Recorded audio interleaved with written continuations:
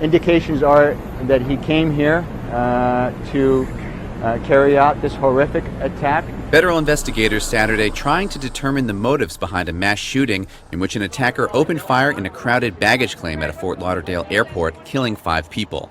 The suspected shooter, decorated Iraq War veteran Esteban Santiago, was taken into custody.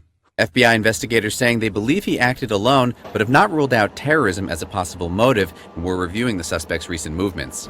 We've conducted roughly 175 witness interviews. We've recovered video, physical evidence, and we continue to pursue every investigative lead. Authorities said the attacker retrieved a 9mm semi-automatic handgun from his checked luggage and began firing indiscriminately. 5 were killed, 6 were wounded by gunfire. In the ensuing chaos, people ran from the terminal, gathered on tarmacs, and huddled behind cars. Some 36 later hospitalized with bruises and broken bones.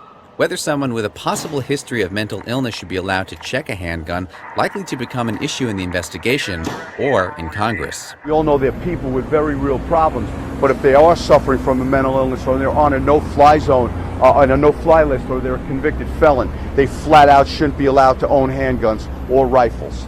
Federal rules do allow for firearms to be carried in checked baggage, not in carry-on baggage, and there are procedures that were followed in this case.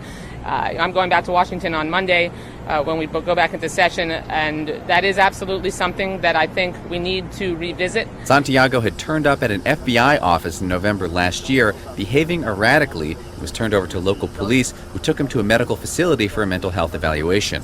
According to the Pentagon, Santiago was deployed in Iraq from 2010 to 2011. His aunt telling MSNBC that he came back, quote, a different person.